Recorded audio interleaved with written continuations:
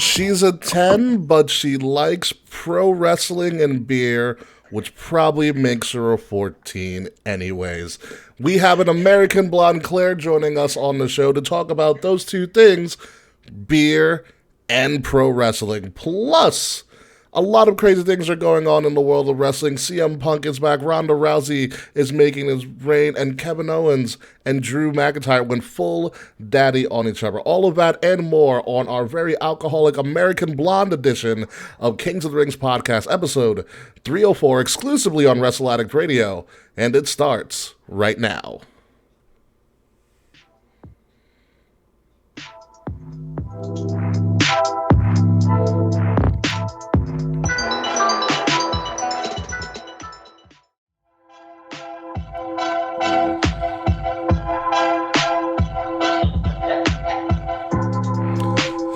Oh, the Yankees suck so much. Oh my god, dude, I don't want to fucking talk about it. God, it's good thing we have beer and wrestling to talk about this week. What is going on, everybody? Yankees gonna fill us up again. What's going on, everybody? Welcome to Kings of the Rings podcast, episode number 304, titled An American Blonde, because we have an American Blonde on the show. You're welcome, Will. I am your host, King Ricky Rose, along with Willie T and the K Murphy. Wow, looks like the band is finally back together. K's Electricity Works. Will's back from doing whatever the fuck was going on with you last week. And we have a guest with us. Oh, I guess it is a secret. Hopefully it's not something too secretive. Anyway, folks, well, before we get into anything else, let's introduce our guest who is with us this week. Somebody who I've known only for a minimal amount of maybe just a week, to be completely honest with you, but so enamored by her wrestling acumen and more enamored by the fact that she is a social media beer influencer. Let me introduce you guys, everybody, to our guest, the American Blonde, known as Claire. Claire, how are you? Oh, I'm so excited for this. That was a great introduction. That was A1. Fabulous, fabulous. Well, it's very excited. Yes, you should be very excited. It's a pleasure to have you. We're going to get into everything that we're going to get to know you a lot more about your love of wrestling and more importantly your love of beer, because obviously we all love beer, whether it's alcoholic or non-alcoholic. But first, let's do another roundup check. It's Willie T. How are you doing? I'm good, man. Busy as always. Only went by the code name once. That's a once. I thought that was a Y. That is a once. Yeah, no, code name. It was a pledge name, bruh. Come on now. I was trying to keep that secret for you. Thomas, Arashuk. Same thing for me. That's going on the past few weeks. You know, same shit, different day, right, K Murphy? Right. It's been a busy fucking week. I'm the K Murphy. I use they them pronouns. THEKAE Murphy, all that fun stuff. And I'm about to be 31, and I'm very excited about it. Yes, your birthday is this weekend. Yes. So before we this month went quick. It did go quick. A lot of things have happened in like half a month. Literally. Yankees are no longer the best team in baseball. Yeah, well, that happened in July. So yeah, it's been pretty slim pickings for the Yanks, and you know, wrestling's very exciting again. But let's talk about the most exciting thing that we have to talk about on the show, and that is our guest, the American Blonde, Claire, who gave us this lovely picture. I don't even know what beer that's in your hand right now in this photo that you sent me. That's Flower Power from Ithaca Brewing. That was me on Easter. That was my Easter beer of choice. Nice. Did you bring that to church too? No, we don't find Easter eggs. We find beer around the yard. It makes it much more exciting when you're an adult. Wow. God. Wow, that's amazing. I want to be part of this family. so much. And so you're a brand spanking new guest on our show. You're our first new guest in a very, very long time, I believe. So, Will, what is it time for, Ben? It's time for the motherfucking first guest game. First guest game. Oh yeah. Yeah. These are the questions. That felt good. These are the questions that we ask all of our first guests. So, question number 1, Claire, are you ready? Yeah, I'm nervous, but I'm ready. How did you get into wrestling? I got into wrestling through an ex, actually. And you know how, like, when you go into a relationship, you build up all these new hobbies? I don't think those hobbies need to end after a breakup. I think you can still be into those things. You learn something and you keep going with it. I became an Islanders fan because an ex in high school, and I'm still follow the team really well to this day. So I'm going to stick with wrestling. All There right, you go. that works. Yeah. All right, question number 2. You're doing great. Who is your favorite wrestler of all time and your favorite wrestler currently? I would say they're both the same. So right now, and I guess of all time, because I only got into wrestling the past year, is Toni Storm, and only because we both have the same hair. We both have the blonde with the black underneath. And I think that's just like, I don't know, I love it. Also, she's just like a total badass, and I really liked her more than everyone else. I didn't really She's great. yeah, I think she's fantastic. She's on tonight, but yeah, like everyone that I like started watching wrestling with, because I got my friends into it too, they really liked Britt Baker and like Ruby Soho, and I just didn't connect with them. I was a Toni Storm girl. Yeah, Tony. It's when it's Tony time. Tony gets going. I'm also a big fan of Tony Storm. But it's interesting. Wrestling in the past year. So, was it WWE or AEW? AEW was like my main Amazing. focus. Yeah. Amazing. That's really cool. That is really Yeah. interesting. I'm trying to imagine myself like That's I was such just a getting to fresh wrestling now, perspective. and I wasn't watching WWE. Mm-hmm. That's Yeah, pretty so I bonkers. didn't know really anything about either. So then I got really into AEW first, and then a little bit about WWE. But I went to Grand Slam last year, and then I went to the show in May at UBS. So, and then a couple beer people invited me to go to Grand Slam coming up in September, so I might be at that as well. I am most likely going to be at Grand Slam. I haven't figured out my plans yet for Grand Slam, but I was also at Grand Slam last year with Will, and What a time. I went to both UBS shows. Yes, the first one you went with me. You and me went. Yeah. You and me went to the first one, And then my Kavita. partner and I went, and Kavita, and my partner and I went to the second one. Yes. So like, I will not miss an AEW event around here. Yeah. So I have a question for you, Claire. Yes. So what you've been watching wrestling for a relatively short amount of time compared to the rest of us, obviously, but what intrigues you more about AEW than WWE? What brings you more towards AEW than WWE? I studied like events and all that management in college, and just like the little things, like the way the music plays or the light show or the way the camera action is, I feel like is different in AEW, and I feel like it's more focused on like the little details of the personalities rather than how WWE is more like grand picture of things. I don't know if that makes any sense, No, that but does. from an analytical side of like the background of events, just the way the broadcast Interesting. is done and just the That way is very interesting. the staging is done is different on AEW. And I feel like it's much more shown to like the micro of a personality, where WWE, I feel like, is more commercialized of the personality. That makes I think sense. I think you're the first person ever to say that AEW's production is better. I don't know. I Like, don't know if from it's the- 'cause better. I- but- I- Well, at least in a form of liking it more. okay. Yeah. I would say so. I work in influencer marketing, so I am very specialized in like the personality of a production value rather than like, yeah, I guess maybe the light show and the fireworks might be better in another series, but how they showcase a character is different. And that's something that like I'm more attracted to, is like the value of a character and the personality and how that's showcased. That's very interesting. Because like me coming from a production background as well, I'm more interested in how it looks and how it sounds and how it's presented, like the overall picture, yeah. as opposed to like Bobby Lashley, for example, right? The way the camera's shot and the way the pyro is and the 3D and 4D animations And the spotlight He is- on him. and the spotlight, he just looks like he only looks like $1 million.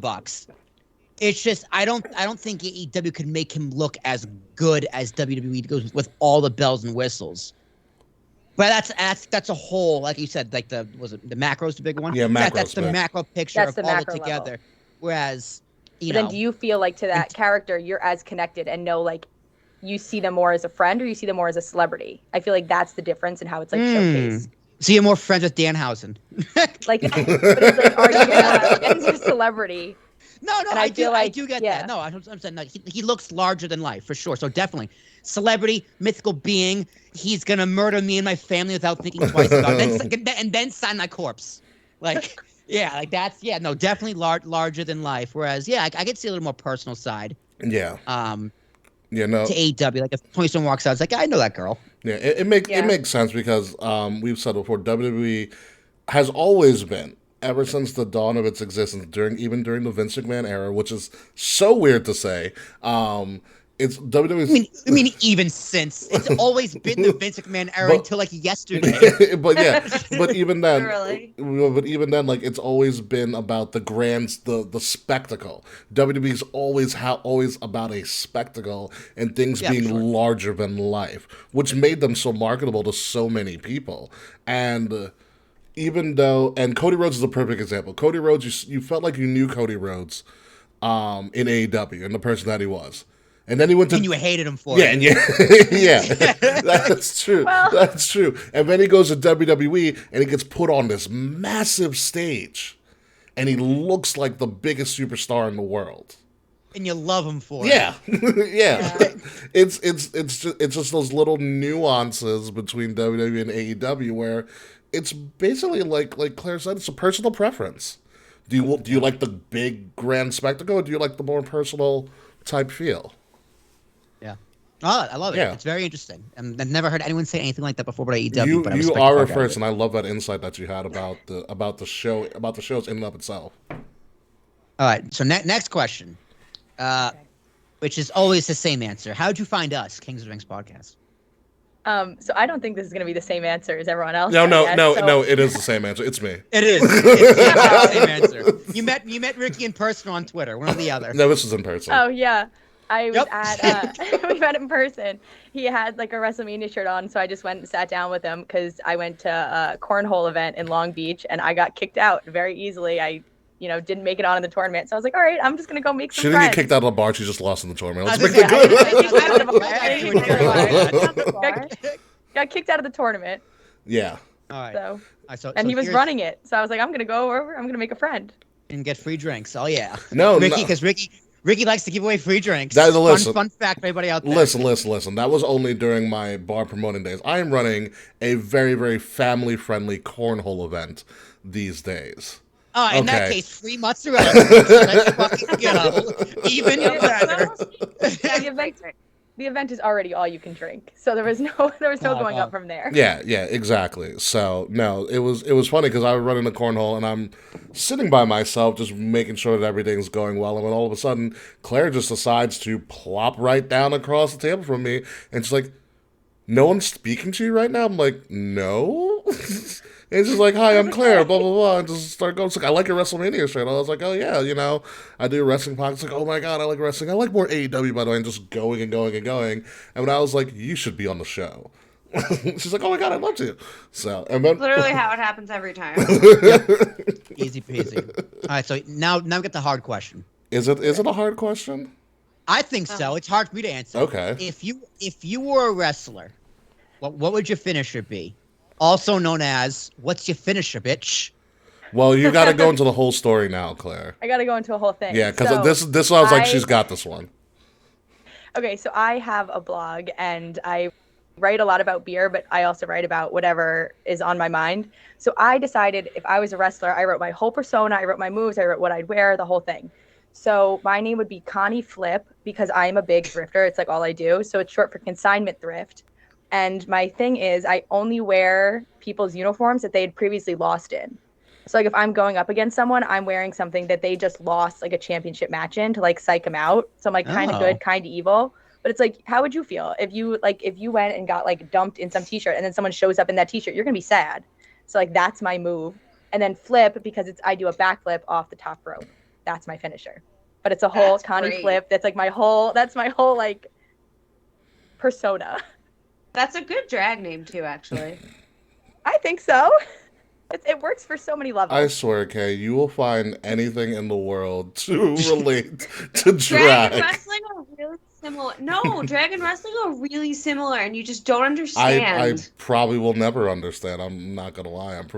I know, Kay. I've been to a wrestling show and a drag show, and I've had way more fun at one. I'm not gonna tell you which one. The wrestling show. I say all the time that I think wrestling is very comparable to like a Broadway show because there's theater. There's peaks and there's goes. It's theater yeah. to it. I think it's That's very how comparable. drag is. Drag is an art form. Yeah. And wrestling is also an art form. Like they're very similar, very, even bound to like costuming. Like ice sculpture is also an art form. I wouldn't consider that anything near wrestling or drag. Well, this is a performance. It's performance art. Yeah. I think it's very similar, and especially like the music, people come out, everyone stands up and sings it together. It's like the opening scene Yeah. of a show. Ricky gets a wig thrown on him. Oh my god, I totally forgot about that. Dude, Oh, that was the highlight of New Orleans. Was it? I thought it was the impromptu Elias concert. I don't know, dude. There's a lot of highlights. There's a Also, lot- Dave alright. waking us up for Access was a highlight as well. That was a highlight. Yeah, the one so in there's sobriety. so many take- highlights. I can't wait to waking go up the back. drunks. Yeah, all I right. So can't wait to go I'll back. tell the drag story for Claire's significance. I feel like I've told this before on Never Pass, Probably. but I will tell you. It's a great fucking story. It's a great story. So Will and I got down for WrestleMania 34 in New Orleans, and Will and I are there before our friend Dave shows up like a day or so later. So we've already had a ball. I had a friend from high school who lived down there, who worked on a bar off of Bourbon Street. Instead of going to the place where we were staying, we went straight to the bar for a couple of hours. We couldn't check in. Because we couldn't check in. So we went straight to the bar. Then we checked in. Then we chilled out for a little bit, got some food, surveyed the landscape of the area. And then we were like, let's go to Bourbon Street. So we go to Bourbon Street. We were having a crazy time. This is towards the end of the night. After we had seen like Elias do an impromptu performance at one of the bars. After we met like a relative of like Road Dogg or something like that. We ran into these random people like, oh, you want to go to this gay bar with us? We were like, okay. It's like the end of the night. We don't give a shit. No, they specifically said drag bar, not gay bar. Was it drag bar? They specifically said drag bar. Okay. So I we go. might have thought twice about a gay bar, but drag bar, sign me up. So we go to this drag bar, and they're putting on a drag show. We're just chilling or whatever, and it's like some drag performance like last day there before they like moved to Chicago. So they're going all out there, the final performance, and person throws their wig up in the air at like the finale, and it just lands in my hand. Like I have a drink in my right, and now somebody's wig in my left hand. Dude, it pretty much lands perfectly on your head like it was magic. Yeah. Did I the was like, queen was there another wig under it, or were they just bald capping it? oh, bald capping. Ball cap. Oh. Bald capping. Yeah. No. Those are expensive. It's not the move. Yeah. They eventually got the wig at some point, but I was like, oh wow, this is what a first night in New Orleans. Dude, so many single ladies there. You're too, let making me tell you. so excited to go to New Orleans next year. I will tell you an even Nola's more like the fun best story. city. So I much Yeah. can't fun. wait. We're going for like my best friend's bachelorette party. So Did I ever tell you the other story, Kay, about what happened that same night? I don't think so. Okay, so the same night we first get into Bourbon Street, and to our left is a country bar, which is a bar that I would probably never go into. Yeah. Usually. But Oh, there was yeah, I remember this But there story. was a This story, too. mechanical bull, and I was like, Will, Oh, we're hell yeah. going. We're watching. Yeah, we're watching. Yeah, we're watching. And so there's these shot girls that are going around and selling you like obviously the weakest little drinks or whatever. And I'm wearing I'm in all black because I'm fucking from New York. And I'm wearing a vintage Monday Night Raw shirt on. So this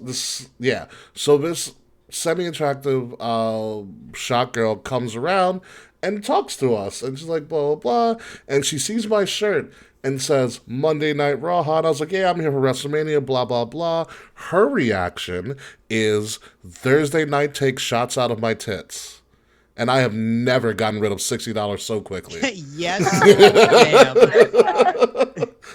What a I was story.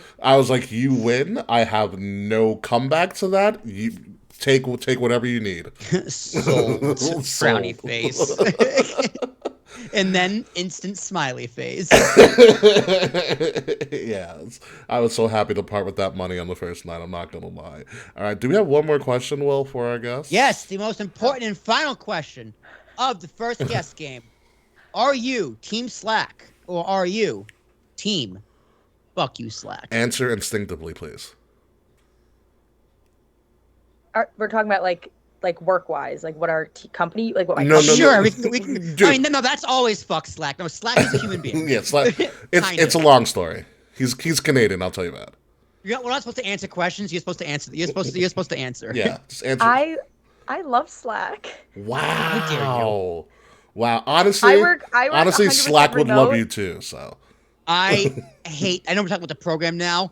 I hate Slack. Slack channels are the bane of my existence, and the sound, it haunts my dreams. Oh, I don't have the noise on. Ugh, you can turn. I didn't even know you can turn that off. Now, Microsoft Teams, big fan of Microsoft Teams. Love because Microsoft Teams. Teams doesn't have No, the bells fuck and whistles. Teams. Fuck Like, Teams. Oh, stop if you're selling me a business like in-office communications chat app between all coworkers, do not add emojis, GIFs, or anything silly. Just text, just AOL. Teams has emojis. Teams does have emojis. They have a lot, actually. Yeah, it's Thank God fun. none of my work uses them. Yeah, I work fully remote, and we use emojis constantly. We react with emojis, the whole thing. And I don't even have emojis on my phone. I'm like very much anti-emoji. I got my first iPhone, or my first phone, I was like 14 or 15. I've never had emojis. I refuse to do it. I use it every day in Slack. Throw emojis on everything. I'm a professional emoji user. That's the only time I use them. Wow. Okay. Let's talk a little bit more about your profession in particular. So you are what you told me when we first met about a week ago. Oh. Should I do that? Yeah. You're a social media beer influencer. That's what I do. Yeah, that's like my side hustle for fun. Yeah, that's. Yeah. So can you tell our audience how you got into such a creative profession? Okay, well, you know how I got into wrestling from a boy? Craft beer also from a boy. So I was. Wow, I the was Connie probably- Flip thing really is your person. Like, it is you to the umpteenth degree. Like, you've gotten it. You have figured out your persona. I was probably 19 or 20, and my fate could only get me into like one bar in my hometown, and a guy that I went to high school with that I had a crush on, and we were talking, he could get me into the bar, and they only had craft beer. It was a craft beer bar, so I got really into it, and then I'd always post it, and that was before like you could do anything on social media, so people were like, oh, you can't post beer, you're not going to get into college, or oh, you can't do that, like You're not gonna gonna get get stuff. college. Nice. You know what I mean? Like people used to say like, oh, you post, oh, no red cup pics, you're not going to get into whatever sorority. Yeah. So I was Not like, gonna all lie, right, they were whatever. kind of right. Yeah, they were. But I was like, all right, screw that. I'll just make a separate account, and like no one will know. So I made it, and then I started to like post about all the beers, and people seemed to like it. So I was like, all right, I guess I'll just keep doing it. And now I like work at a brewery. I had a professional career in a brewery for a while. I was doing sales, another brewery. I was doing events. Like got really into it. Yeah, I just love it, and I like the community around it a lot. Obviously, I don't drink as much as I used to. I drink more for just like the taste rather than like to get wasted, but I love it. Cheers. I love a good beer. Hell yeah, cheers beer to crew. you. All I drink is beer. Last we're in New Orleans, I might have had some tequila here and there. Well, no, in New Orleans, you can get the really big beers. They have the 40 ounce. No, is it 40 ounces? I don't know. They have the giant ones. I have one upstairs, like in my room, and you can bring it home. And it has a handle and a big straw, and then the top, like the little circle, is a coin slot. So when you take it home, it's for quarters. Wow. You have to bring it through the airport, though. You have to like walk through the airport with it. It's not going to fit in your bag. Listen, it's a badge of honor at that point. Yeah, so it's like do you have the pride, or are you just going to walk through it? Like I just walked through the airport, and I was like, this is coming home with me. Absolutely. My God, so beer influencer. So wait, what brewery did you work at? I worked at Flagship Brewery on Staten Island in sales for a little bit after college. Then I worked at Great South Bay Brewery and Ghost Brewing in Bayshore. I did events and social media for them. Bay. Yeah, they're awesome. Ghost, I think, is so great. Paul is their head brewer. He does like such a phenomenal job.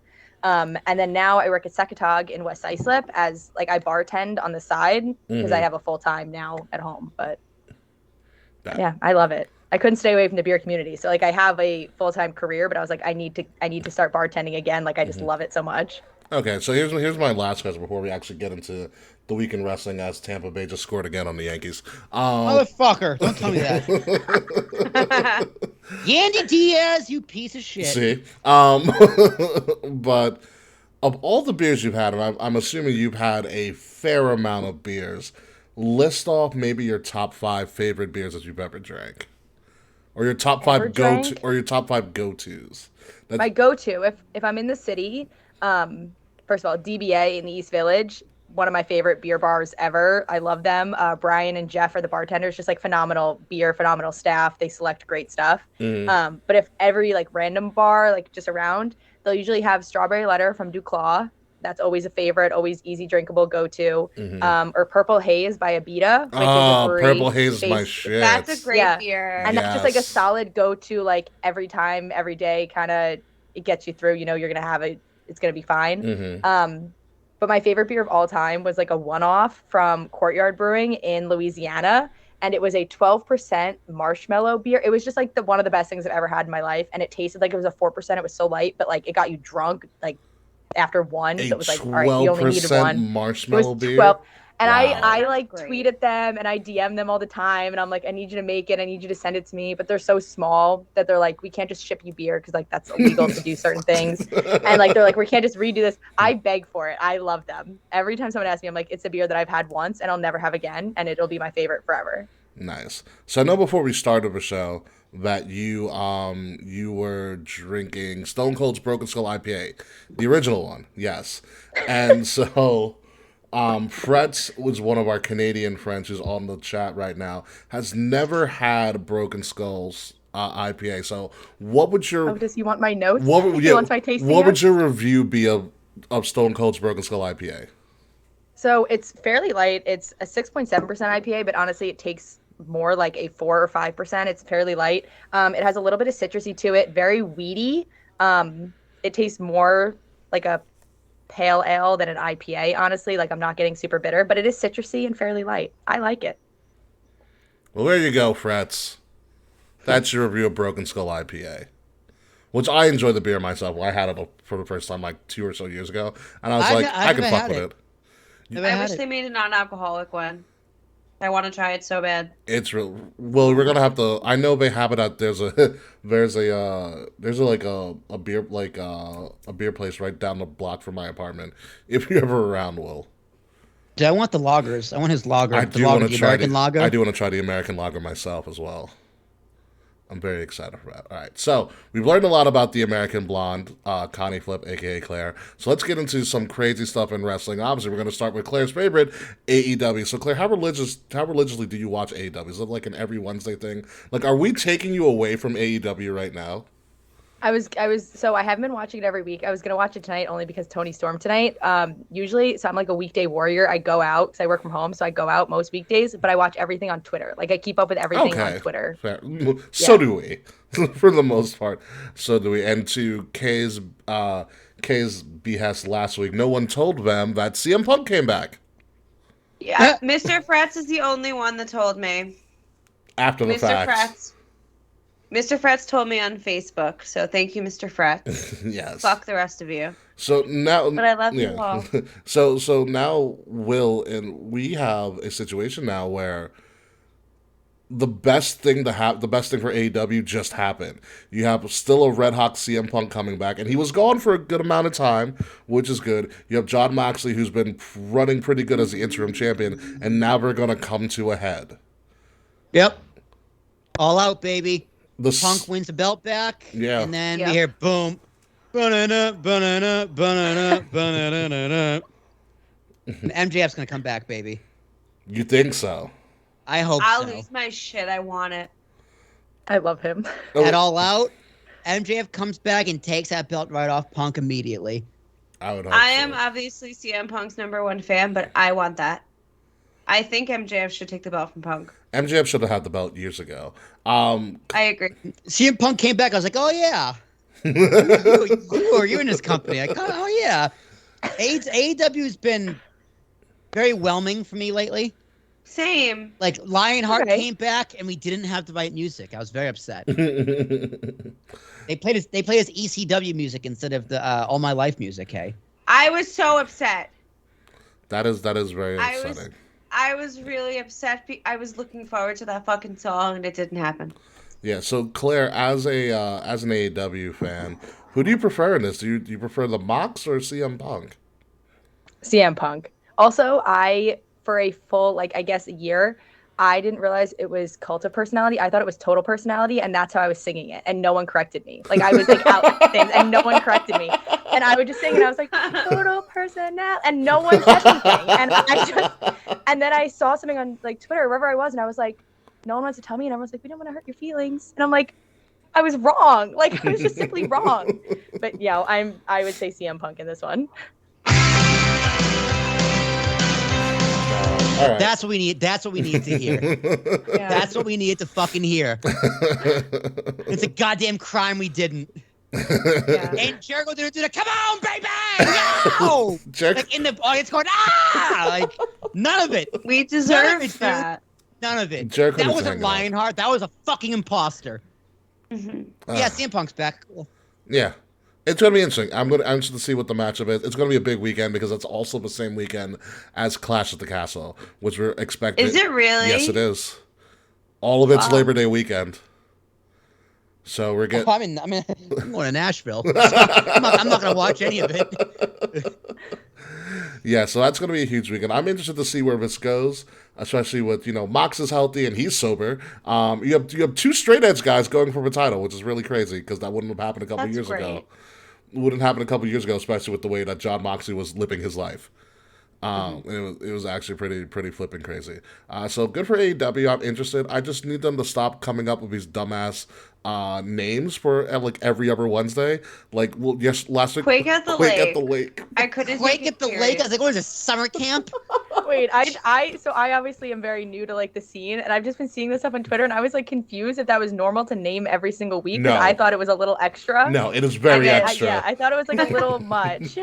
Yeah, it is very, I very think extra. you can maybe do 1 or 2 named events a quarter. Dude, watch. Yeah, and then next, make it a yearly occurrence and have it be like a Yeah. big night sort of thing. Yeah. Once a quarter Apparently, would be they're on good. like Battle of the Belts 4 already. Like, they started that I think last year. So they just do, and I think 3 of them were this year. You just wait, Kay. Next week, it's going to be AEW Presents In Your Apartment.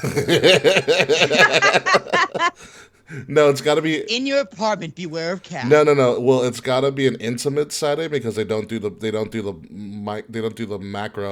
Do the micro. So, In your I was gonna say studio. in your basement. In your mom's basement, fucking nerd. Night 2. Oh my god, it would be in what's his name? Trent's mom's Sue's basement. Yeah, it would. Yeah. In Sue's basement. In Sue's. Minivan mayhem. Every match happens on the top of a minivan. Yeah, it'd be crazy. In your condo, nice. Yeah, we have some jokes. It's Saquon called Quake by the Lake, Quiver by the River, which would have been a better one. Quiver by the river, baby. Or Queef by the Reef, even better. Queef by the reef. Queef by the Reef. I see You're I done. see You're done. star by the reef. Oh, show message. There it is. Oh man. All right, so let's move on to the stuff. So let's get on to the SmackDown scene, which I know this isn't your bit of a jam, Claire, but we're gonna rush through this because we don't have much besides the craziness that's going on in wrestling. We had Shinsuke Nakamura versus Gunther, main event SmackDown. It was so good. Would you say it was meat slapping majesty?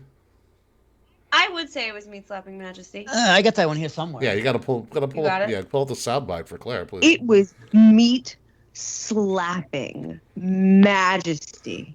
Listen, he left marks. Shinsuke left marks on Gunther, and It was great. And Gunther left marks. It was on my favorite Shinsuke. match this week. Oh yeah, it's great. It's getting pretty wild, and I like that there is a more focus on the Intercontinental title and the U.S. title to boot. Now that Roman's doing the Brock Lesnar treatment.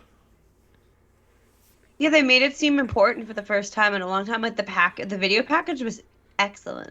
Listen, man, Triple H loves his video packages. Mm-hmm. He really. Hell yeah, baby. That's what WWE's good at. Yeah, yes, they do. Yes, they are. All right, let's move on. Hit Row is back. We did talk about that a little bit on the pre-show, but Eh. yeah. Thank God. I'm so happy. Well, they were unrightfully let go anyways. They were, but it's just like even this pose, this picture right here, like Swerve's missing. Swerve was Like- Swerve was never an original member of Hit Row. He was added later. No, he was the founder of Hit Row. He wasn't. They've come out and said Swerve was never an original member. I don't believe He was that. packaged as, they made it seem like it, but I mean, Swerve- this pose right here, Mhm. it looks like they're still doing the pose of waiting for Swerve. I don't know. I'm just like, I oh, Hit Row came back. I don't think eh. it needs Swerve. don't think they ever needed Swerve. I think Swerve was added because he is Swerve. Swerve. Yeah, I Swerve. think it. Honestly, I think it'll be good for them to not have Swerve, so they can actually like thrive genuinely and not have his influence. Yeah, it's like to pull it to an Islander reference. It's like when Tavares is on the Islanders. Everybody focused on John Tavares, and that motherfucker left. And like, oh wow, the rest of the Islanders are good as well, and that's kind of what See, happened. that's now I get it. Now I'm caught up to speed. There you What's go, going on see? here? There you go. Gotta bring the worlds together. So Yeah. So yeah, but I was ready. I popped for Hit Row. I'm not gonna lie. I was like, wow, Triple H really does not give a fuck, and he's like, I'm bringing back everybody. Triple H has become like the giant father of his NXT children. Keith Lee's got to be like, man, I should have been a fucking Bearcat for 6 months. Literally. Oh my god, yeah. Oh wow, wow. Taquan said Hit Row's the Jackson 5 without MJ. Wow. Yeah, and how'd that go? Hot take. Hot take. Well, it's like NSYNC without Justin Timberlake. Yeah. It's fine. I think they'll be okay. I like their uniqueness more so than anything else. Not Nada. Top which is Dollar. actually Not Nada. not Nada. Who's which hotter just than Top means- Dollar? Not yes, Nada. Not Nada, but that just means who's harder than Top Dollar? Yes. Where's Nada's always been nothing. Not a So- nobody. Yeah, so not nothing. Not which is- not as a double so- negative. So yeah, so who's harder than Top Dollar? Something. Well, it's in. that's what not Nada All right. means. As the resident black person here. Okay, if I can educate the unwashed masses of you two. Hey! I've been invited to the cookout radio, right? That counts for something. You had one invite. Okay. You had one invite. Actually, I got two. The first one I couldn't make. He's I had white people things to do. Oh my god. he's using African American vernacular English or slang, and in Gotcha. yeah, in that term he means nobody's hotter than me. There you go. That's your. Bet. That's your. There you go. There you go. You're learning. Good job, Will. Well, even Mr. I YLP hate is like, Will got an invite to the cookout. I did. I got invited to the cookout, and honestly, it was one of the best. Honestly, it was a year ago, 2 weeks ago. It was one of the best days Wait, of my was it life. Jared? The chicken was. It was Jared's. It was Jared. Jared's 29th birthday, and the chicken was out of this world. Let me guess, because it had seasoning. It's on the grill. It's on the grill. Okay, let's move on. Ronda Rousey's back and she's making it rain, and she's actually been packaged better than ever. Thank fucking God. They're allowing her to be who she is, which is just a really big giant bitch.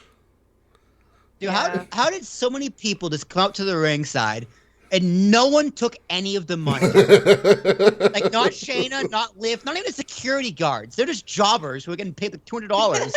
Go grab some fake money, all right? Make a name for I was like, yourself. do you think it's actual money or if it's like No, it's prop money. It's it prop looks money. real. It looks really real to me from the naked eye. Yeah, no, It's from good afar. prop From money. afar, I've actually worked with prop money before. I had a money gun. Yeah. From afar, it looks legit, but you touch it, you're like, this is nowhere near money. Doesn't- Like, what the This fuck? doesn't have enough cocaine on it. What is this? Is this clean money? Our money's a lot dirtier than this. Do better, props. Oh my God. What I liked more about this in particular, okay, because I know you didn't watch SmackDown, was that I you did. I didn't. I did. I thought this week's was last week's, Fair enough. So so I thought I was behind, but I only missed So what Raw. did you think about the little bit of a setup between Shayna and Ronda? I wanted so bad. I do like it. I wanted so bad. I want Shayna to beat the shit out of Ronda Rousey. Well, Yeah, Shayna Baszler going, you don't do this around here. You follow the rules. I'm like, the bitch, what you just say? but that like, wasn't believable to I was me. like, do you know who you are? and I think that's exactly That was what one- that was Ronda one- was that was saying. one. Ronda was like, you used to be a that was- killer. Yeah. And I was like, yes, we're going to bring out killing Shayna back. And you know who's going to die before it? Liv Morgan. Dude, I love how they're still Yeah. booking Liv Morgan like she's not the champion. Claire, do you know who Ronda Rousey is? What do you know of Ronda gonna Rousey? Ronda Rousey, I like a lot. I think she's like a total kick-ass. I like that she doesn't really like she is her true self. It's not like she's playing a character or anything like that. I also just like that she's a mother and like totally like bounced back amazingly fast and just like got back in the ring and just like kicks ass. Like she's fantastic. Yeah. Have you seen? Do you know who Becky Lynch is? Yes. Okay, because like they're the two biggest moms right now in WWE. Like just fresh out of having kids, and now they're just back to kicking everybody's ass. Which Yep. is just like unbelievable. Well, Becky's on the shelf again because she separated her shoulder at SummerSlam, Yeah. but it is what it is. But yeah, no, Ronda's a total badass. Ronda's somebody I would never piss off in person, ever. I Done would. Fuck yeah, I would. Beat me up, girl. Yeah, I'm good on that. Just don't punch me in the face. Like, put me in the arm bar, scissor choke. I don't care. Oh, so you want to be Dominic Mysterio to Rhea? Yes. Gotcha. What? Dominic's lucky. Yeah, we're not gonna cover that. All right, so Kay, this is only something you can see in the picture, but just Kevin Owens. This is on Raw, by the way. Kevin Owens just came out to cut a promo. Drew came out to cut a promo. Kevin mic checks in. And Kevin Owens pretty much says, I want to bring back prize fighter Kevin Owens. Says it verbatim, Wow. I was like, I'm about it. And I don't remember what he said to Drew, but Drew lost it. Like, Really? What did he say to Drew? That's a good I question. don't remember. I just remember Drew losing his mind. Yeah, he said something about prize fighting. I literally just watched like an hour ago too, and I don't remember. There's clips of the end of what Drew said, and everybody making fun because like he said things that Vince McMahon would probably like be fucking losing his mind over. Yeah, Drew was just like, I was a chosen one fucking 15 years ago. ago. He's like, I got fired. They called me back. Now it's like, fact. Beat Brock in the main event. You know what? It was like, I think it might have been, Carried On might have made Owens, but like a back injury or something. Oh, okay. I think he was pissed that that he was being overlooked or something like that. I think that's the nerve that he hit. But he took that Scottish anger and just unleashed like I'd never seen before. Oh yeah. Yeah. I really don't like Drew McIntyre's promos, but because he's like a little too like haha, like jokey. Like, come on, pal, we're gonna go have fun. It's like, bro, like you're supposed to, like Ron should just go, I remember you when you were a killer. And I'm like, yeah, Drew. I remember, yeah. You too, bro. I remember when you were a killer. Now you're just like, I got a fist, a graveyard, or a hospital. It's just like, oh my god, is Vince still writing a promo? Well, did you see they took away his Good sword. accent.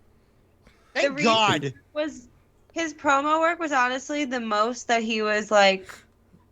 That's why he was demoted from being a dad, is because his promos are just like bad. It's like, who are you, bro? And I couldn't Who the stand fuck listening are to you? him. It wasn't worth Yeah, it. well, he's back in the daddy reigns now. I'll have to send you the clip when we get to the post show. But he literally said to end his promo, he goes, "I'm a wrestler, you're a wrestler. We're two wrestlers in a wrestling ring, so let's fucking wrestle." He didn't say fucking wrestle, but he pretty much said, "Let's fucking wrestle." He should have. He should have. It's like take a shot every time he says wrestle. That was a lot. Yeah, but he was never allowed to say that before in WWE. WWE being the Okay. spectacle that it is, They're sports entertainers. we're sports entertainers, and so they had a lot of branded words that they could say and words that they could not say. They'll say title though. Oh, he said hospital. He didn't say medical facility. He said hospital? He did say hospital. Yeah. Did he? He's Wow. like, you got three options. You got knockout, a trip to the hospital, or a trip to the graveyard. Ooh, got him. Good one, Drew. Yeah, he said hospital. Wow. It's supposed to be medical facility. Yeah. Well, it was. And so, but yeah. So him saying wrestling is, so many times in a row was very, somebody who watches WWE. That probably felt great. Yeah. I would say it probably felt good. I didn't know there were certain words that were. Yeah, you banned, couldn't I say guess. belt, you had to say title because you wear a belt. And only Vince is allowed to say the Okay. N-word. Yeah, that too. That was a Yeah. weird time in wrestling as well. That was a weird time. You stick with us, Claire. We will teach you a lot about the history of wrestling, all the good and all of the bad. I know we're doing wrestling this week. I'm curious if are you bringing up the wedding? Are we going to talk about the Wait, wedding? what wedding? Whose wedding? Sammy, the Spanish God, and Tay Oh Conti? no, whatever, I whatever see wedding. that. Okay, whatever. Come on. I'm tired of Sammy and Tay. Talk about it. What do you got? What do you got for? All right, yeah. What do you got for the wedding? Talk about it for us. Well, I used to work in bridal, so I like was very invested in a wedding, and also I just really like the romance between like how like a romance in real life also builds a storyline. Mm-hmm. I'm just like invested in that kind of situation from behind the scenes, like how someone can switch from good to evil or whatever it is based on like who they're dating, and then now they form like a tag team based on certain things. I just think it kind of is fascinating how personal life can flood over. But also, I just wanted to talk. Like, I loved her dress. I thought the whole thing was great. The proposal in Paris. Like, I was just invested in the whole relationship. Well, Claire, It happened so Let quick, me too. It happened so quick, so quick. It was like less than a year, right? I think Couple 8 months. months. Because he was engaged before. I mean, Japan. he was already in a mindset to get married, so I guess. That's I know, I know. He was engaged to Pam in October, and I think he started dating Ty in like December or January. Yeah, and then they 'Cause were I remember engaged fairly the quick. rumors starting around Christmas. Yeah. They put that wedding together real quick. I know, Yeah. and they like blurred out the date in some tweets, but then like didn't in others, and I was like, I don't understand. Like everyone's gonna know when you get married. But Yeah. yeah. So if you, Imagine how drunk Tony Khan got at that open bar. oh, hammered, hammered. He's got paid for it, might as well. Well, if you are so interested about how sometimes reality bleeds into the show, we're first going to have to start off with something known as the McMahon Helmsley Era in wrestling. And the Okay, story of let me how hear it. Triple H became the head of WWE by dating and marrying the boss's daughter, which was originally supposed to be storyline, and then it turned into a real thing. oh, so it was storyline first. Yes. Yeah, so he drugged Stephanie In McMahon storyline. in storyline. I was like, where's the clarification on In that story- one? Brought her to a drive-through wedding in Vegas, Mm-hmm. impersonated her voice, and got married. Yep. And then because they like filmed that, they like got close and started dating. Is it something Yeah, like that? they became like a team. Like she managed him And for a Triple while. H was They worked together. and They Triple traveled H together. was They dating fucked a lot. China too. And Triple H was dating China in real life first, The ninth wonder of the and world. then left China for Stephanie McMahon. Wow. Yeah. I mean, hey, who can blame him, right? Listen, China was a looker. I would leave He China. was. I would leave China for Stephanie McMahon every single. How I mean, dare I you. agree. I mean, Definitely very I pretty. agree with you in that aspect, but we got to give China her props. You don't know about China, do you, Claire? No, I don't, but I know Stephanie. We gotta. All right, there's a lot. We're gonna throw a lot your way. We're gonna throw like Dark Side of the Ring, the whole documentary your way. I'll watch it. I'll do We will homework. throw a lot. Of, China's one of the greatest women's wrestlers who's ever lived. yeah. Okay. So I will. okay, Taking so notes. we'll talk about China really quickly before we move on. So.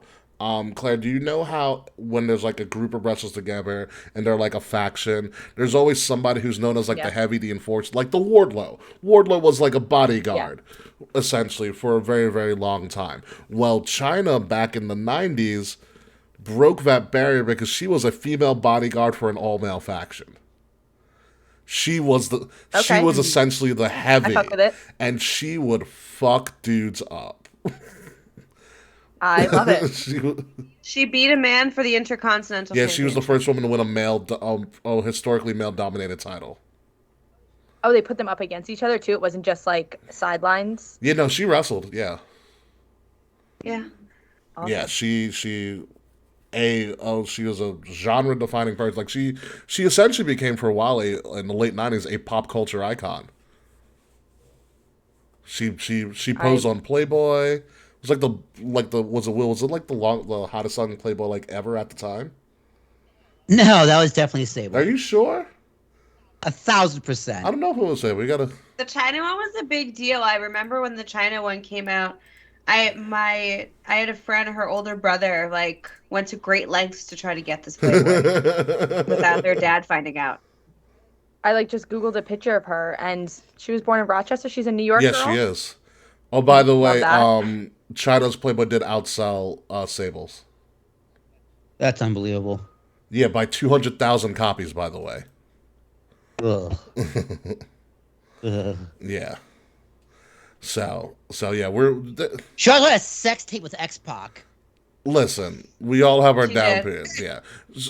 China's all right. Just the rap. China's no longer alive because she overdosed. She had some demons that she had to deal with. It's a Which can arguably be stemmed by Triple H leaving her for Stephanie McMahon and her spiraling into substance abuse and then getting fired from WWE. her substance abuse issues were actually prior to her joining WWE, so they were long standing. It came out. Yeah, It came out in the A&E documentary about DX. China's mom is on the show, is on the special, so she talks about that. So her long-standing issue. She had issues before that, and I believe from what her mom said, it stems from her addiction-ridden and alcoholic father. I'll do it. That makes sense. China and Prince died on the same day, Taquan? Where do you know this knowledge? What? I gotta give that a go. Like same Yeah, day, you gotta same fact check year. that. Wow. No way. April 17th, 2016. Dude, she kind of looks like Sarah Silverman in this picture. Who, China? Yeah, April 17th, 2016. Prince. When did Prince die? April 21st, 2016. You fucking liar. Whoa. You liar, scared us, Taquan. Taquan. Like a week apart. Loser. This is the first time Taquan's been wrong about one thing. And we're just I believe you. Though. Okay, let's move on to some other stuff in wrestling. Obviously, AJ Styles and Bobby Lashley fought for a U.S. title. And Will, can you believe it's the first time they've ever wrestled each other? I know they were both. Ever? Actually, that they weren't in TNA at the same time. No, they were in the same company at the They same time. For that just long. missed each other. They always just missed each other. Yeah. They need what a match. They need a number one. I want a number one from them. I really do need a number one from them because they did what a match.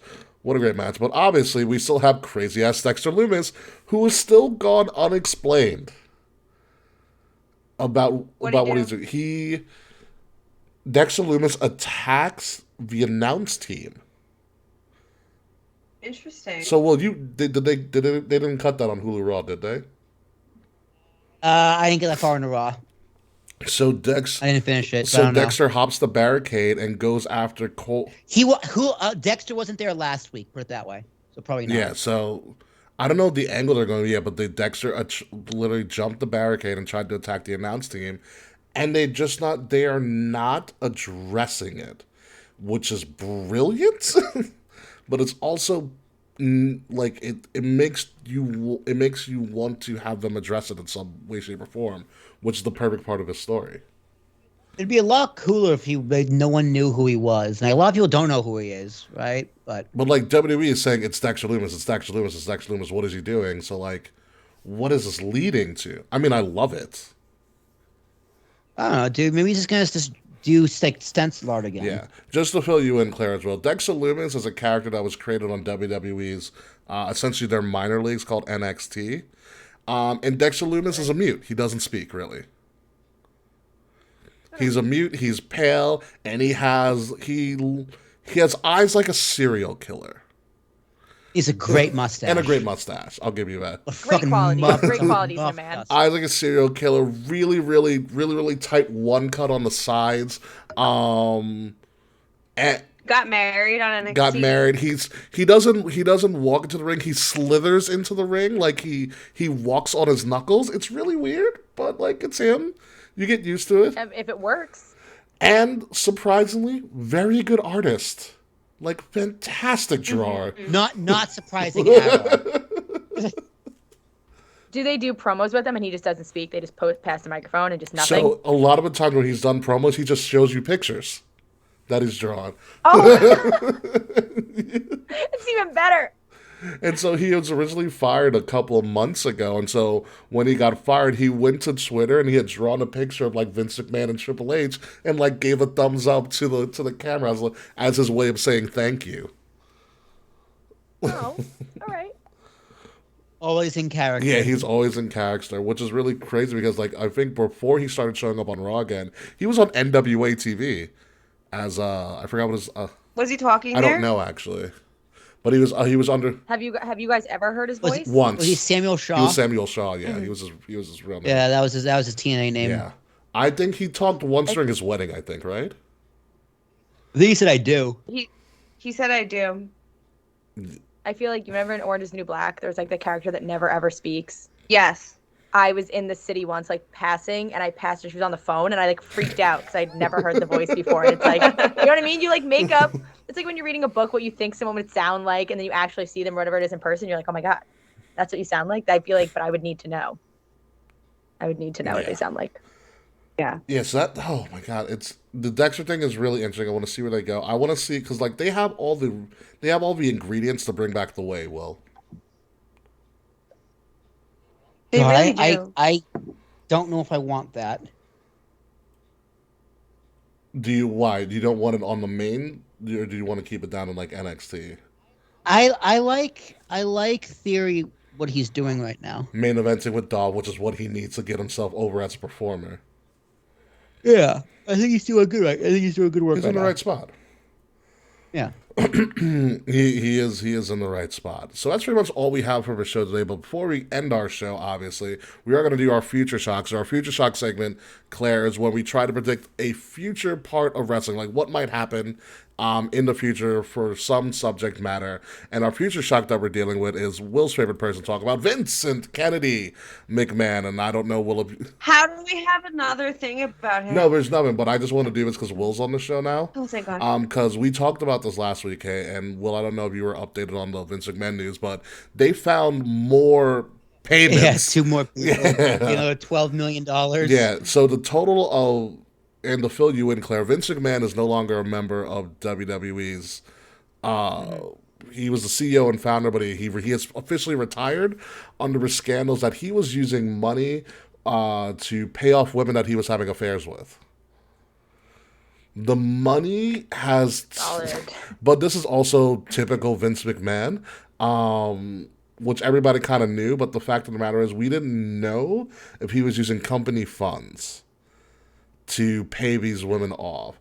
And Will, I don't know if you read what WWE released last week in particular, but it sounds like they found he was using corporate money. Oh, you're fucked. Yeah. And according to Mr. YLP, they found 5 million more today. So to my account, that is upwards of $25 million in non-disclosure agreements. Jesus Christ. Oh my god. That pussy must have been incredible. Well, there were multiple women. I was gonna say, was it Like one or It's multiple? multiple. The comment stand. My question question? is, how much more money are they going to find? Oh God, I don't want to know, dude. Don't tell me. I don't want to know, dude. I don't want this man. I love this man.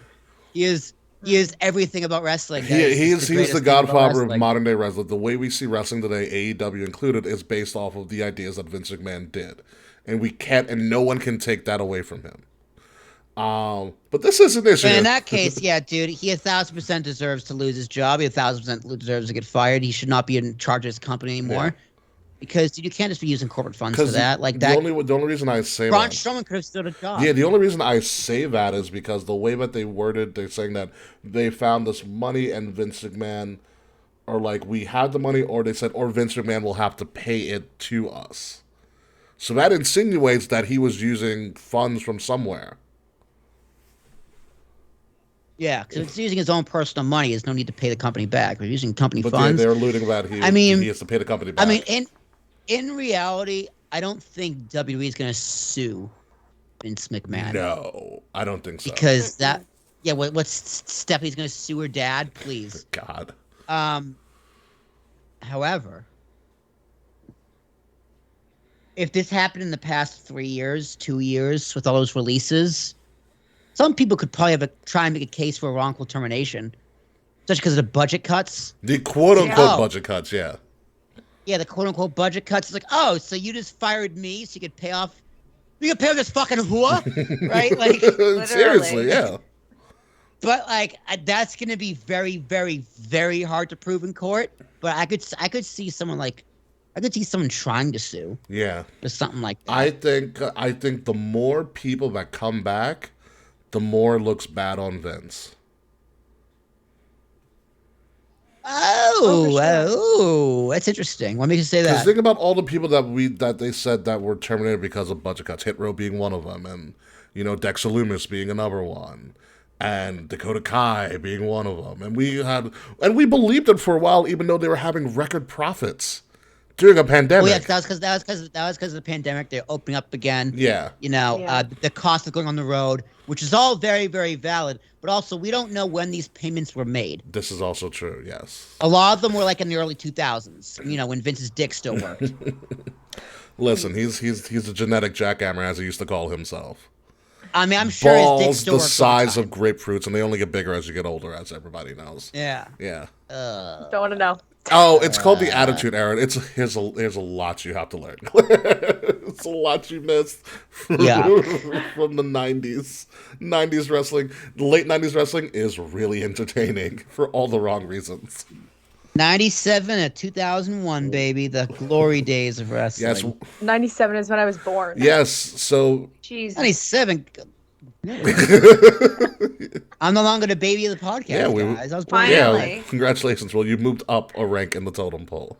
Getting up, baby. Yes. Yeah, there was a porn star in wrestling. Well, that's his character was a porn star. He was great. Val Venus. man. Hello, ladies. That was his tagline. Yeah. It's also the Black Panthers were there too. They weren't the Black Panthers. It was the Nation of Domination. Ah, they were the Black Panthers. No, they were not the Black Panthers. The Black Panthers got. Dude, Farouk practically looked like Fred Hampton. No, he did not. They're totally different skin tones. And the Black Panthers got more done socially than the Nation of Domination did in a storyline. Yeah, I know. Fred Hampton was dark. Yeah, tons darker. Did you not see Judas and the Black Messiah? Great movie, but I did. Phenomenal movie. Like just same haircut though. I agree with you on that. different philosophies on life. Yeah, I agree. Farouk wanted a title. Fred Hampton wanted equality.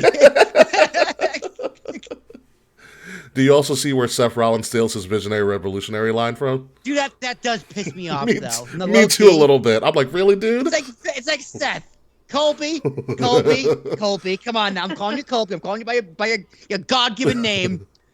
I know you saw the movie. I know you're technically a Lopez, you're kind of minority, but you're also from fucking Iowa. You're stretching there, Seth. Yeah. Yeah. It's like, you are not a revolutionary. You're not a visionary. You're a bad dresser. You're just some dude who grew corn. You might as well have taken, I'll build it and you'll come. That would have been better. Wow, okay, so everybody in the comments is talking about all the crazy stuff that happened in wrestling during the time you Choppy Pete. Yes, we almost chopped somebody's dick off. We almost chopped the porn star's dick off on TV. That was great. Giving birth to we gave birth to a hand. We had right to censor. There was a character known as the Godfather where he was a pimp and he would come out with a line of scantily clad women in every city they went to, and it was called the Hoe Train. And I'll tell you, it was one of the most entertaining parts of the show every fucking week to see how many women he would come out with. Some of those women became wrestlers, like Lita. I had him sign my pimp book. He did. I forget who wrote. I forget the actual. Iceberg Slim. Iceberg Slim. I literally bought that book because Dave Chappelle told us to. It's a good read. That's a phenomenal read. He had a very interesting life. That man, that pimp ass motherfucker. Yeah. Beaver Cleavage was a really weird segment. That's a Beaver Cleavage. I don't know if that's a name or what. It was that about is, Leave It to right. Beaver. It was supposed to be mocking Leave It to Beaver, but Beaver was obsessed with his mom's cleavage, hence Beaver Cleavage.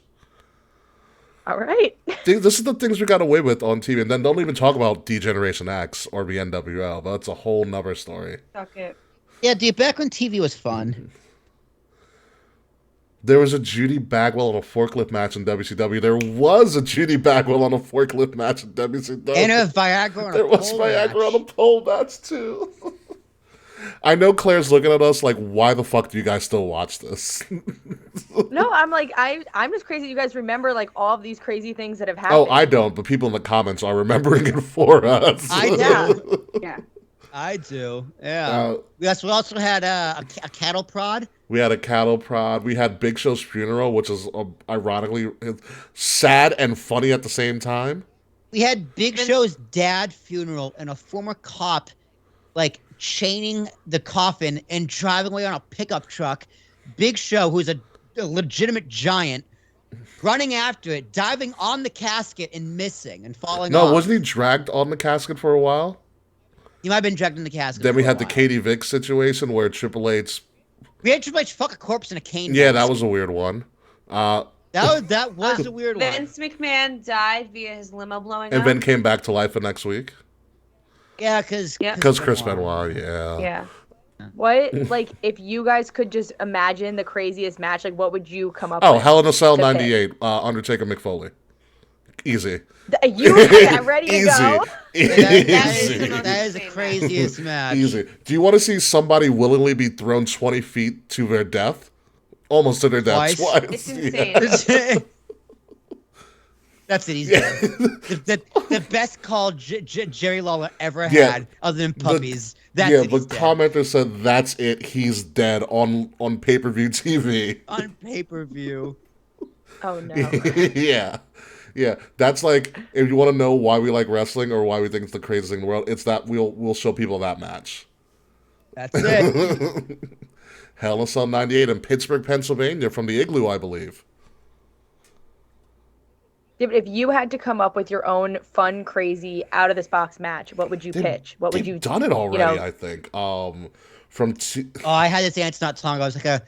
It was like a Michael Cole versus Ricardo Rodriguez, like the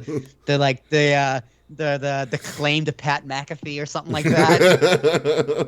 I forget what my stipulation was. Okay, that's a legitimate They've question. done a lot of. That's a good question. I don't know. What would my stipulation be? Like, what haven't they done? Yeah, it's hard.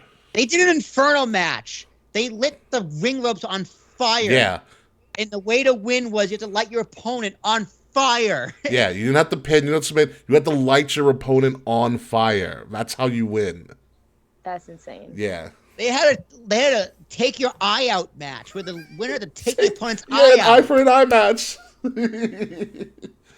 Have they done anything with like fishing poles No, and like hooks? no. We did have thumbtacks. Thumbtacks are a popular item. Oh, that's They had shark cages. Remember the Kettle from Hell match was a total disaster? They fought in the boiler room. The Boiler Room Brawl. Could you imagine doing Legos? Like the whole is just all Legos, the whole floor. and you're Honestly, I don't barefoot. know. You have to wrestle on I don't that. know why no They've one's done Legos. Who did Legos? Lego matches are. No, I like Lego matches. instead of thumbtacks, WWE would use Legos for the past few years. Fair. I think that's so funny. We had what are other fucking wild matches? The coffin match. Oh, the buried alive. Buried alive match. match. You have to bury your opponent alive. Or put somebody in That a would scare me. That one would actually. That one I'd be like I or a can't do it. casket match where you have to lock them in a casket, and that's how they. Oh, Fretz. I feel like that's I a could be good locked one. in a casket and I couldn't be buried alive. Although, Fretz, a flaming cage wouldn't work because the audience literally couldn't see And you'd probably kill some people in the front row with all the flames.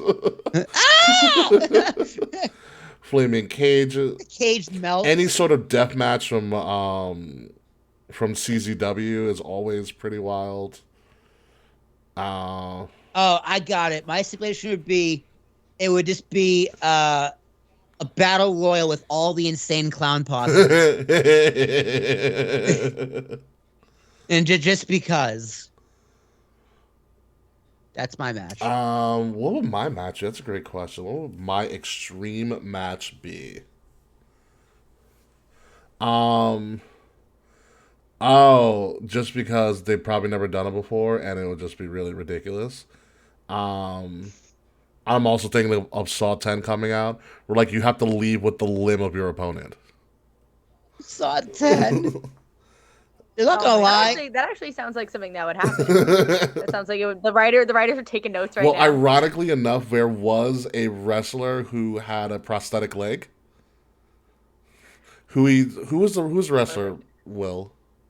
Oh, Zach Gowen. Yeah, Zach Gowen, and he wrestled in WWE, and they used to take his leg from him all the time and beat him with it. Mad Dog Rashawn too. He had a fake Did leg. he? Yeah, and they towards the end of his life, and during a Shawn Michaels match, I think it was Sid Vicious. Sid. Oh wow! Breaking news from AEW: the Ass Boys turned on their dad and joined Stokely's faction. Whoa! Listen, I'm a big fan of Stokely Halfway, even when he was Malcolm Bivens. I love that man. I don't give a fuck about the Ass Boys at all. No one does. They had a I find them dumpster match. entertaining. I think they're entertaining. James Ellsworth also happened. What? No, like just in wrestling in general. Okay, Ooh. James Ellsworth happened. You can't say Comment that. down. Listen, you don't have a picture with him like Will does. Hell yeah, I do. You Love that. I love that picture. No, Will I got took a his- picture I with got his Ellsworth. PayPal. I got his PayPal if you want it. No, I don't. Want to send him some cash? Or you should request a match. You should just request James Ellsworth $20. This is for winning Money in the Bank, you asshole. Yeah. Oh, they punted a fake baby on TV too. That was also a thing. They did do that. It wasn't his fault. Yeah. They punted a fake baby. There was a lot of weird stuff, particularly in WWE. They had sex. I had a live sex scene on Oh, television. yes, Edge's live sex celebration. I saw that on Twitter, like recently. It was like resurfaced on Yeah, Twitter. Yeah, Lita baby. popped the nipple. Oh, it's because Edge is returning to Toronto to do a match for the first time in 10 years. Yeah. So, yeah, there's a lot of weird stuff. But my siblings are probably taking a limb. Okay, we don't know what's your most extreme match stipulation that you would do. I don't know. Honestly. Yeah, drown your opponent in a pool of milk. I would like there to be lightsaber on a pole match in Hell in a Cell. All right. They had a hog pen match. Did the hog pen? We've had bull rope, Punjabi prison match, strap match, four corner Dog collar. collar, four corners match. They're all essentially the same exact thing that we just said in different iterations. Lions Den match they haven't done in a while because that's when UFC was barbaric. tables, ladders, and chairs. Has DMD ever taken a tooth? No, but that would make her character much more interesting because Britt Baker's really boring to me. I'm not gonna lie. Oh, Yeah, but I think she's really overrated and overhyped. But Oh my God, has she you ever are a taken wrestling tooth? fan. You're good. You're learning. Yeah, I really don't. I don't know why. Even She's when mad. first episode, we we're watching it, and I was like, I don't know, something about her just seems like overplayed. I'm not into it. You have a good wrestling mind then already. Thank you. Yeah, Britt Baker started taking people's teeth. I'd be like, oh yeah, that's a bad bitch right there. But yeah, Dude, a pulled tooth match. You only win if you knock out your opponent's teeth. I like it. Tooth versus tooth Yeah. match. That could be her signature match. I like that.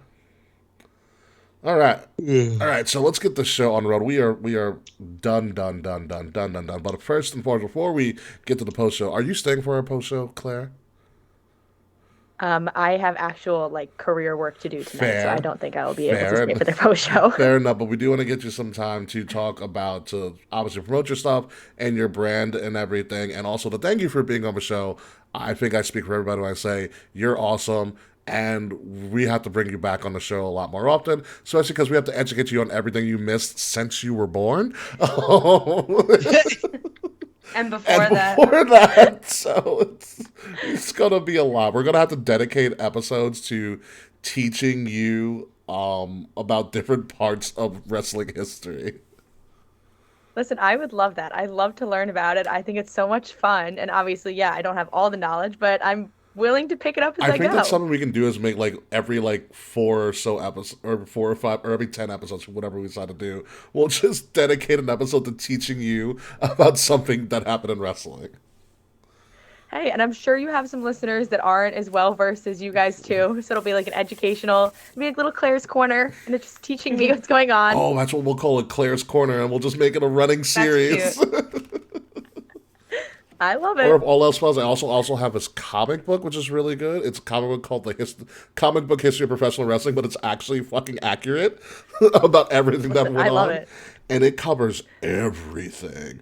Even when, oh, that's right, The Undertaker did sacrifice Steve Austin that one time. Sorry about that. I just remembered that. That did happen. Don't look at me. He sacrificed Steve. He tried to sacrifice Stephanie. Where to, Stephanie? That's a great one. It's a great one-liner. But yeah, so before we start going off on another tangent, please, the floor is yours, Claire. You can promote anything you want. Where can they find you? All about hot stuff. Go right ahead. Okay. So once again, hi, I'm Claire. I go by American Mondale. You can find me on Instagram by @AmericanMondale, Twitter, @tweetin, TikTok, American.blonde.ale, and I have a website, Make Everyday Happy. I post blogs 2 or 3 times a week. I post TikToks all the time. I just have a ton of fun. Beer, beyond, thrifting, everything under the sun. And now wrestling. Gonna get more into it as I go, and thank you so much for having me. But follow me, and we'll stay tuned online. Yes, it was a pleasure that you took the initiative to kind of just randomly up and talk to me. But I think it worked out the best for everybody. So we definitely love to have you back on. So without further ado, let's hit that music and let's get out of here.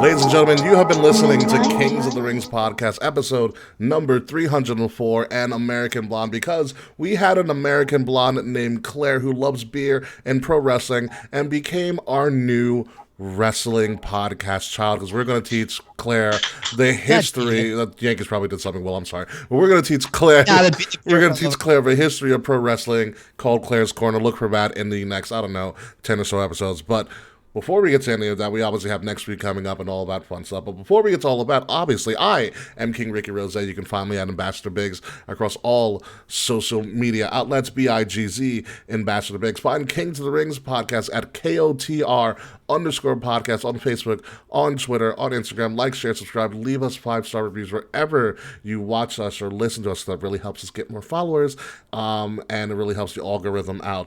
If you're listening to us, obviously subscribe by listening on your favorite podcast site by subscribing to Wrestle Addict Radio, the cure for the common wrestling podcast, and follow Wrestle Addict Radio's social media at Addict_Wrestle on Twitter and Wrestle Addict Radio on Facebook and Instagram and TikTok as well. Once again, Claire, thank you for being on the show. It's been a great time. We can't wait to have you on. But before we end the show, and Tony Time is coming on, thank you, Frets. Will, what do you got for me? I got some by a fucking bee the other day. I don't know if it was a bee or what the fuck it was. It was on my ankle. It was on the bone of my ankle. I'm sorry. Yeah, and it fucking itches. It's annoying. Although my friend put CBD cream on it, and it felt better immediately. So that shit is magic. But all my shit can be found. Will Tarashuk, Talk with Tarashuk. It's Jason Thomas. ARASHUK. I have my cousin on this week. We had a lot of fun talking there. Next week, I have a musician on talking about her new single. She's covering a song from Def Leppard. Check out for that, coming out this Friday. And the following week is Dr. Phil Riccobono, former MLB scout, the first guest on the Talk My Township podcast. Nice. So that's going to be very, very fun. Ricky, Christian comes back next week, 25th. So the following week, we can schedule to get you on Labor Day weekend? Well. Probably so Labor Day, which is like that Monday, which will be after Labor Day, because I'm gone. Actually, it'll be the week out to the week of the 12th. Okay. 12th. We'll do it that week. That works for me. So we'll figure it out. K. Murphy. Hello. I need to figure out what to eat for dinner, so that will be the topic of conversation on the post show. Of course it is.